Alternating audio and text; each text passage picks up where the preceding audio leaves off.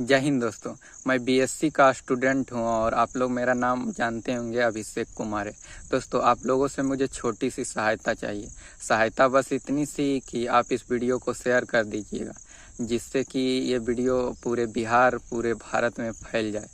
और आप सभी लोग जानते होंगे कि बिहार की शिक्षा व्यवस्था की कितनी बदतर हालत है दोस्तों। और मैं बीएससी में इसी का शिकार हो गया और मैंने बीएससी में एडमिशन पाटलिपुत्रा यूनिवर्सिटी में लिया था।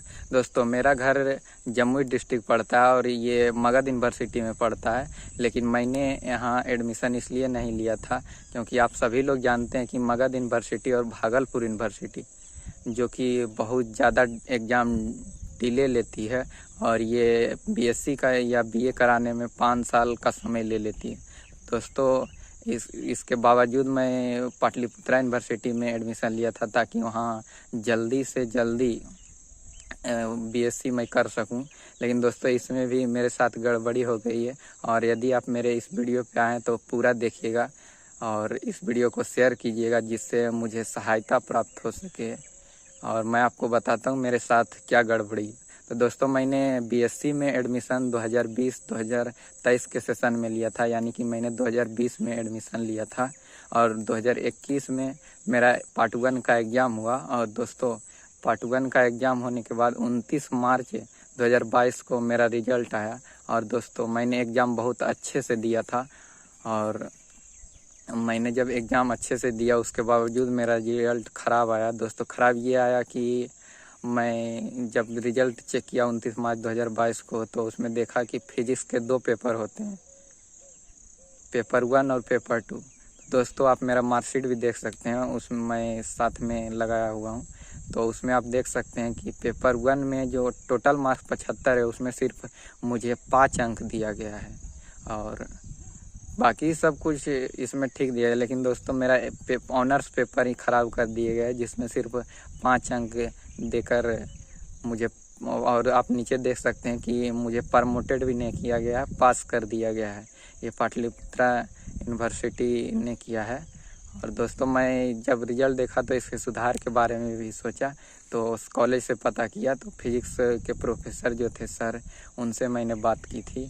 तो उन्होंने कहा स्क्रूटनी डेट का इंतज़ार करो। तो दोस्तों, मैंने स्क्रूटनी डेट का इंतज़ार करने लगा और उन्होंने कहा था बार बार नोटिफिकेशन पाटलिपुत्रा यूनिवर्सिटी के वेबसाइट पर चेक करते रहना। तो मैं बार बार चेक कर रहा था और इसी में दोस्तों 3-4 महीने का वक्त निकल गया इंतज़ार करते करते, लेकिन स्क्रूटनी का डेट दिया ही नहीं गया। फिर दोस्तों, मैंने सर से ही पता किया और लड़कों से भी पूछा जो कॉलेज में पढ़ते थे। तो उन्होंने बताया कि पाटलिपुत्रा यूनिवर्सिटी जाओ, वहाँ से तुम्हारा मार्कशीट सुधार कर दिया जाएगा। मैं वहाँ भी गया दोस्तों और वहाँ पे एप्लीकेशन दिया।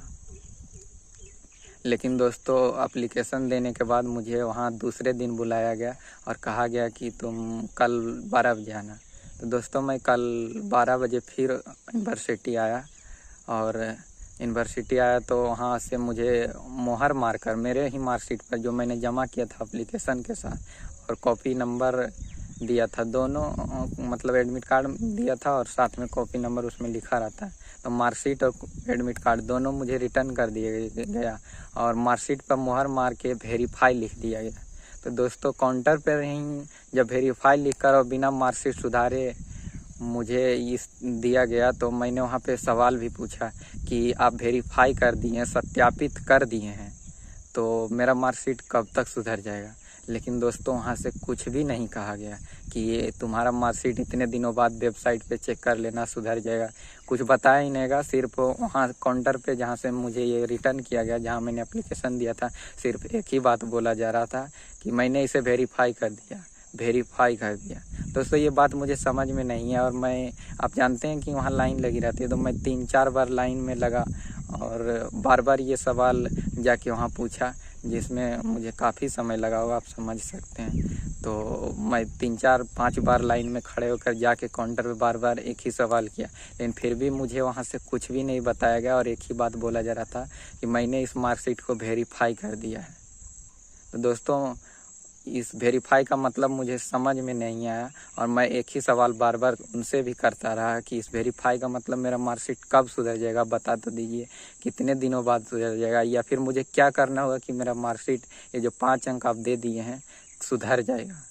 क्योंकि दोस्तों मैं फिजिक्स का स्टूडेंट हूँ और एक दूसरे पेपर में आप देख सकते हैं कि मुझे 62 अंक मिला है, तो एक पेपर में मुझे 5 अंक कैसे मिल सकता है, ये तो अनहोनी है। और मैंने एग्ज़ाम भी बहुत अच्छे से दिया, ये मुझे विश्वास है, इसीलिए तो अब मैं ये वीडियो बना रहा हूँ और वहाँ एप्लीकेशन भी दिया था, विश्वास था तभी तो दोस्तों वहाँ से कुछ नहीं कहा गया, बार बार एक ही बात बोला गया था, तो मैं हार के रिटर्न चलाया। तो किसी ने मुझे बोला कि कॉलेज से प्रिंसिपल सर अगर एप्लीकेशन दो वहाँ और वहाँ से वो लिख के देंगे तो तुम्हारा मार्कशीट सुधर जाएगा। तो मैं कॉलेज भी गया, लेकिन कॉलेज में प्रिंसिपल सर ने भी कहा कि इसमें हम कुछ नहीं कर सकते हैं, इसमें यूनिवर्सिटी ही जो कुछ करेगा करेगा, इसमें मैं कुछ नहीं कर सकता। तो दोस्तों मैं आप लोगों से ये बात तो कहना नहीं चाहता था, मैं एक गरीब घर से बिलोंग करता हूँ और मैं बार बार पटना यूनिवर्सिटी दौड़ नहीं सकता और वहाँ मुझे सुना ही नहीं गया। एक बार मैं गया, उतने पैसे नहीं कि मैं बार बार जा सकूं और इधर उधर सभी के चक्कर काट सकूं। इसलिए दोस्तों आप लोगों से मेरी विनती है कि इस वीडियो को ज़्यादा से ज़्यादा शेयर कीजिए, जिससे कि मेरी सहायता हो सके और ये वीडियो हर नेता, हर न्यूज़ चैनल, हर स्टूडेंट तक पहुँचे। क्योंकि आज मेरे साथ हुआ है, मैं वहाँ गया था तो मैंने कई स्टूडेंट के साथ ऐसा देखा था, लेकिन उसके साथ ये घटना नहीं हुई थी। किसी का रजिस्ट्रेशन नंबर गलत है, किसी का नाम गलत। दोस्तों गलती यूनिवर्सिटी वाले करते हैं और सज़ा हम स्टूडेंट को भुगतना पड़ता है। तो दोस्तों इसमें सुधार हो यूनिवर्सिटी में और मगध यूनिवर्सिटी में भी सुधार हो, जिससे कि जैसे यदि मगध यूनिवर्सिटी में सुधार हुआ रहता और यहाँ 3 साल का कोर्स 3 साल में करा दिया जाता तो मैं उतनी दूर नालंदा क्यों जाता। इधर लोहंडा, मैं सिकंदरा से हूँ तो लोहंडा कॉलेज में एडमिशन लेता, जिससे मैं आसानी से आ जा सकता था कॉलेज भी, जिससे मुझे बहुत परेशानी होती है। और आप लोग जानते होंगे पाटलिपुत्र यूनिवर्सिटी अभी 3 साल का मैं कोर्स करा रही, तो मैंने वहाँ एडमिशन इसी लालच में लिया था कि जल्दी से कोर्स पूरा हो जाएगा। लेकिन दोस्तों अब मैं बुरी तरह फंस चुका हूँ और मेरी सहायता भी कोई नहीं कर रहा है। इसलिए आपसे पुनः निवेदन करता हूँ कि इस वीडियो को शेयर कीजिए और पूरे भारत, पूरे बिहार में फैला दीजिए और हर जगह ये वीडियो पहुँच जाए, जिससे कि मेरी सहायता हो सके और मैं अपने मार्कशीट को सुधरवा सकूं। क्योंकि आप लोग सभी जानते हैं कि मार्कशीट का एक अलग वैल्यू रहता है स्टूडेंट की लाइफ में। क्योंकि यदि आप किसी भी जॉब का फॉर्म भरेंगे तो मार्कशीट ही वहाँ पे मांगा जाएगा, ना कि कुछ और। आप किसी भी जॉब का भरिए, NTPC का रेलवे में भरिए, ग्रुप डी का भरिए, या फिर CGL का भरिए, APCAT का भरिए, UPSC का भरिए, जिस चीज़ का भी भरिएगा, CDS का भरिए, किसी भी चीज़ का फॉर्म भरिएगा तो सबसे पहले आपको मार्कशीट ही खोजा जाएगा। और मार्कशीट यदि आपका नंबर नहीं है तो आप फॉर्म ही नहीं भर सकते, तो आप जॉब कैसे करेंगे। दोस्तों इस तरह से मेरे साथ बहुत बुरा हो रहा है और मैं किसी से कह भी नहीं पा रहा हूँ, लेकिन मैंने इस वीडियो में कह दिया है और आप लोगों से सहायता मांगी है और मुझे उम्मीद है कि आप सभी मेरी दर्द को समझेंगे और मेरी सहायता करेंगे।